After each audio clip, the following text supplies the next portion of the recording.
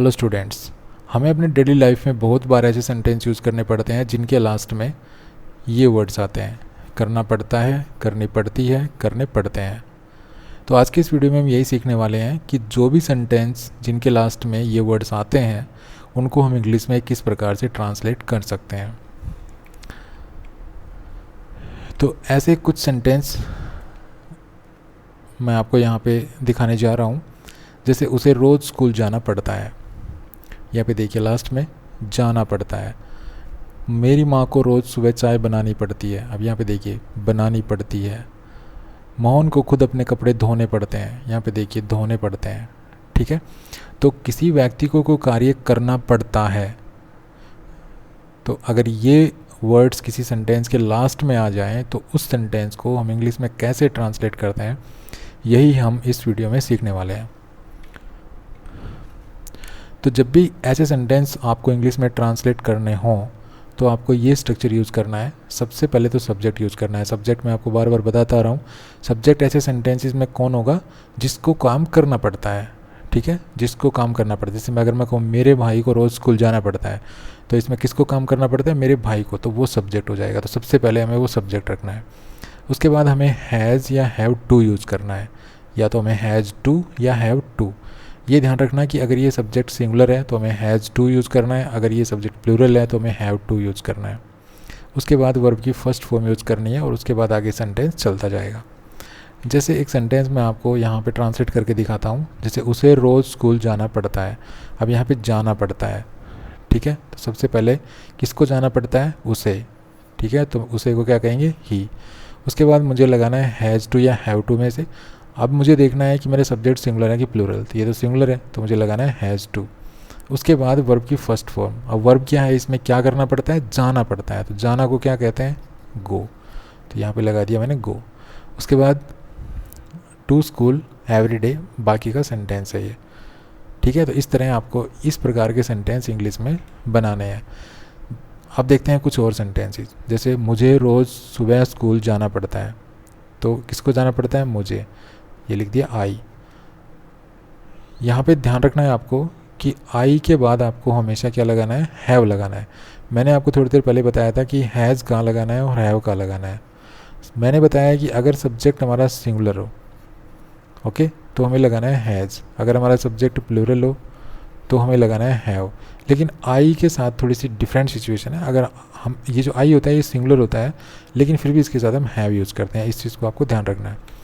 तो मुझे, तो मुझे को किसको करना, मतलब स्कूल किसको जाना पड़ता है? मुझे। तो मुझे को क्या लिखेंगे? आई। उसके बाद हैज़ टू हैव टू में से क्या लगाएंगे? Have to. इसके बाद जाना पड़ता है तो जाना को क्या कहते हैं? Go. To school every day. हो गया। उसके बाद अगर ये नहीं हो, ये नेगेटिव हो यही सेंटेंस, मुझे रोज़ स्कूल जाना नहीं पड़ता है, तो हम क्या करेंगे? तो हम यूज़ करेंगे डज नॉट हैव टू और do not have to.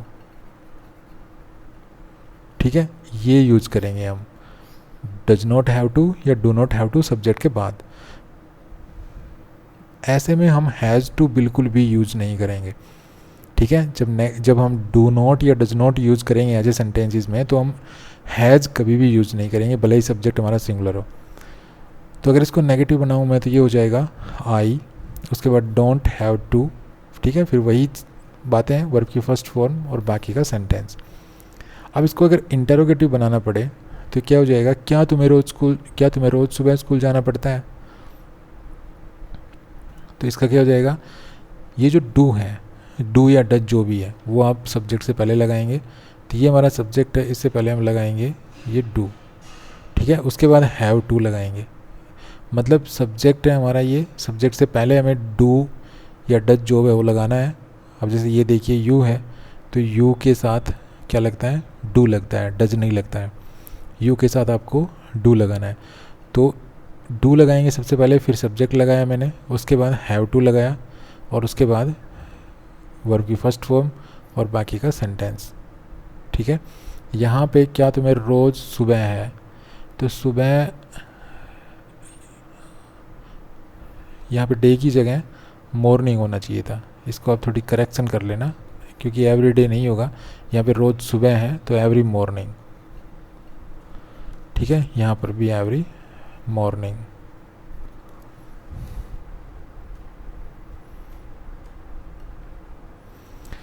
Next है सीता को खाना पकाना पड़ता है। अब किसको पकाना पड़ता है? सीता को। तो सीता, उसके बाद हैज़ टू, उसके बाद क्या करना पड़ता है? पकाना पड़ता है। तो पकाना क्या कहते हैं? कुक, वर्ब की फर्स्ट फॉर्म। उसके बाद बाकी का सेंटेंस। नहीं पकाना पड़ता है तो क्या लगाएंगे? Does not have to. तो Sita does not have to cook food. अगर ये इंटरोगेटिव होता तो ये जो डज है ये हम सब सीता से पहले लग देते हैं। तो सीता से पहले डज, उसके बाद हैव टू कुक फूड। ठीक है, ये ध्यान रखना है कि ये देखिए यहाँ पे सिंगुलर है। अब सिंगुलर के साथ आप हैज़ मत लगा देना यहाँ पे, क्योंकि मैंने आपको बताया कि ऐसे सेंटेंसेस में जब आप नेगेटिव और इंटरोगेटिव में डू या डज का इस्तेमाल करते हैं तो फिर आपको हैव टू ही लगाना है। ठीक है, हैव टू ही लगाना है आपको। नेक्स्ट देखिए, मेरी माँ को सुबह चाय बनानी पड़ती है। किसको बनानी पड़ती है? My mother. उसके बाद हैज़ टू। बनाना को क्या कहते हैं? प्रिपेयर। उसके बाद टी इन द मॉर्निंग। नहीं बनानी पड़ती है, डज नॉट हैव टू। तो my mother does not have to, बाकी वो जो पहले हमने इस सेंटेंस में वही बातें यहाँ लिखनी है, prepare tea in the morning. क्या तुम्हारी माँ को सुबह चाय बनानी पड़ती है? तो क्या है अब? तो ये जो डज है ये आ जाएगा माई मदर से पहले। तो does your mother has to prepare tea in the morning. Next है, मेरी दादी जी को रोज़ दवाई लेनी पड़ती है। अब यहाँ पे किसको लेनी पड़ती है? मेरी दादी जी। तो माई ग्रैंड मदर। उसके बाद हैज़ टू। लेना को क्या कहते हैं? टेक। उसके बाद मेडिसिन एवरीडे। नहीं लेनी पड़ती हैं, डज नॉट हैव टू। तो my grandmother does not have to take medicine everyday. क्या लेनी पड़ती है? तो फिर ये जो डज है ये आ जाएगा पहले, तो ये हो जाएगा does your grandmother has to take medicine everyday. Next है, हम सभी को सुबह प्रार्थना करनी पड़ती है। किसको पढ़नी पड़ती है? हम सभी को। तो वी ऑल। उसके बाद हैव टू। प्रार्थना करना को कहते हैं ऑफर प्रेयर। ठीक है, इन द मॉर्निंग। नहीं करनी पड़ती है तो डोंट हैव टू। तो we all don't have to offer prayer in the morning. क्या? तो ये जो डू है ये आ जाएगा पहले, तो ये हो जाएगा do you all have to offer prayer in the morning. तो ये था एक छोटा सा वीडियो जिसमें हमने सीखा एक इम्पोर्टेंट स्ट्रक्चर। तो कैसा लगा वीडियो? अगर वीडियो अच्छा लगा तो प्लीज़ को लाइक कीजिए, शेयर कीजिए, चैनल को सब्सक्राइब करना ना भूलें। Thanks for watching this video. Happy learning. Bye bye.